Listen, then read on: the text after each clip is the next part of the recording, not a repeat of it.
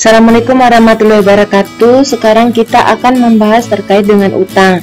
Utang itu apa sih? Utang adalah kewajiban perusahaan untuk membayar sejumlah uang atau jasa barang yang di masa akan datang kepada pihak lain akibat transaksi yang dilakukan di masa lalu. Ini yang jelas ini di masa yang akan datang, pelunasannya dari akibat transaksi masa lalu ya. Di sini ada kriterianya, jumlah nominalnya jelas, pihak penerimanya jelas berdasarkan transaksi yang telah terjadinya yaitu pada masa lalu. Kemudian pengelompokan utang, yaitu ada utang usaha, utang bank, ada utang wesel atau wesel bayar, obligasi, utang dividen, utang pajak. Ini untuk obligasi ini tidak begitu kompleks ya, untuk contoh soalnya dengan utang wesel tidak begitu kompleks. Kemungkinan nanti untuk obligasi itu ada amortisasi dan lain sebagainya, itu akan dibahas biasanya di akuntansi keuangan 2 ya. Ini terkait sama utang hanya sepintas saja ya. Kemudian berdasarkan jangka waktu, di sini ada jangka waktu jangka pendek dan jangka panjang. Jangka pendek umumnya kurang dari 1 tahun dan jangka panjang umumnya lebih dari 1 tahun. Kemudian di sini pengelompokan utangnya berdasarkan berdasarkan utang usaha. Yang pertama, itu perusahaan serba usaha ini membeli 100 unit DVD player dengan harga 300.000. Perusahaan diberi kesempatan 45 hari untuk melunasi utangnya dan memperoleh potongan sebesar 2%. Berarti di sini kalau dikalikan di sini besarnya 30 juta ya. 30 juta untuk pembeliannya pada utang usaha sebesar 30 juta. Ya, pembelian pada utang usaha sebesar 30 juta. Kemudian pada tanggal 5 Juli 2010 perusahaan melunasi ya atau melakukan pelunasan utang usaha, yaitu dengan dibuatkan jurnal utang usaha secara otomatis dia berkurang sebelah debit itu ya, udah lunas berarti 30 juta. Kemudian di sini kas yang dikeluarkan adalah 29.400 karena di sini ada potongan tunai. Potongan tunai sebesar 600.000. 600.000 diperoleh dari mana? 2% dikali 30 juta. Kemudian kita lanjut untuk utang bank. Utang bank di sini kas pada utang bank ya, ketika diterima ya utang bank berarti ada kas masuk ya, pada saat kita perusahaan meminjam uang berarti kas masuk pada utang bank. Kemudian pada saat pelunasan utang bank tentunya ada bunga di sini, utang banknya berkurang, kemudian ada beban bunga yang muncul, kemudian pada kas-kasnya berarti keluar pada saat pelunasan ya. Kemudian utang wesel atau wesel bayar, di sini kas wesel bayar. Nah, pada saat pelunasan berarti kasnya dikredit, pada saat penerimaan dari utang tersebut ada kas pada wesel bayar. Di sini ada yang berbunga, untuk wesel bayar ada berbunga dan tidak berbunga. Akan tetapi contohnya isi ada yang berbunga ya. Wesel bayar beban bunga pada kas pada saat pelunasan. Kemudian untuk utang pajak di sini kas penjualan pada utang PPN. Kenapa kok muncul utang PPN? Umumnya pada saat penjualan itu konsumen akhir yang membayar besarnya pajak yang terutang. Itu yang ditarik atau yang dipotong atau yang diambil oleh secara otomatis yang diterima ya, atau dipungut ya, lebih cocoknya dipungut oleh pihak perusahaan yang melakukan penjualan tersebut ya. Jadi di sini munculnya utang PPN. Nah, posisinya karena di sini penjualan ini kan seharusnya piutang tuh ya.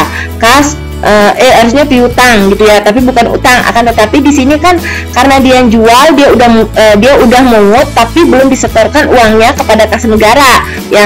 Konsumen akhir yang membayarkan gitu ya, tapi perusahaan yang menarik. Sehingga munculnya utang PPN di sini ya. Pajak pertambahan nilai ya atas barang tersebut, nilai tambahnya berapa ya. Jadi munculnya kas penjualan pada utang PPN ya. Kemudian terkait sama utang obligasi, di sini tanggal 2 Januari PT ABC menerbitkan dan menjual obligasi 20 lembar dengan nilai sebesar 100 juta per lembarnya. Berarti di sini tinggal dikaliin ya, untuk nilai per lembarnya 20 kali 100 juta. Bunga obligasinya adalah 2% per tahun selama 2 tahun dengan kurs 105. Berarti kalau untuk kursnya ini untuk menentukan agio atau disagio. Kalau rugi itu disagio, kalau agio itu untung posisinya. Jatuh temponya itu 30 Juni dan 31 Desember. Ini penyelesaiannya ya, ada kas sebesar 2.100.000, kemudian obligasinya 2M, kemudian agionya adalah 1M. Karena obligasinya 2M, di sini untuk penerimaannya 2,1M dikurangi 2M itu ketemunya agio ya. Dari mana dapatnya Ini kalau misalnya kursnya 98 misalnya, itu berarti di bawah ya, berarti ketemunya di Sagio bukan Agio. Ini 105, berarti 105 dikali 100 juta dikali 20 lembar ya, 20 lembar dibagi 100, 105 per 100 kali 100 juta dikali 20, jadi ketemunya 2 miliar 100 juta ya. Jadi 2 miliar 100 juta yang dibayarkan, sedangkan harga obligasinya itu adalah 2 juta, sehingga mendapatkan keuntungan terhadap obligasi tersebut sebesar 100 juta. Kemudian untuk pembayaran bunga di sini munculnya beban bunga pada kas. Beban bunga ini diperoleh dari mana? Berarti tinggal dikaliin aja ya. Berarti ini kan, ini ketemunya kan per tahunnya. Untuk pembayaran bunganya untuk per tahun 24%, berarti bagi 2 12%. Ya, 12% ini dikali 2M, berarti ketemunya 240 ya.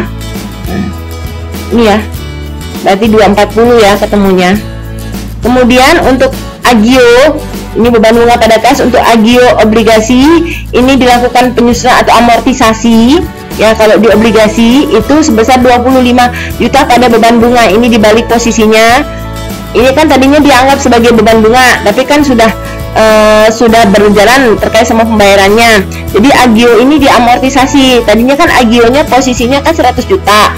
Kenapa kok 25 juta? Karena ini sifatnya 2 tahun dan dibayarkan dalam 1 tahun itu 2 kali. Jadinya 2 kali 2 ya. Berarti 2 tahun berarti 4.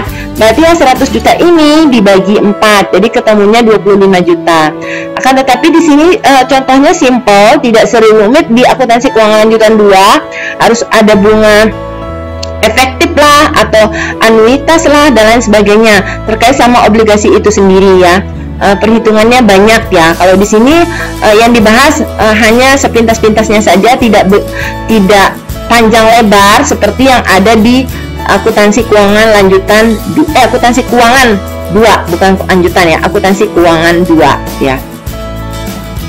Sekian dari pembahasan materi terkait utang, kurang lebihnya saya mohon maaf. Terima kasih.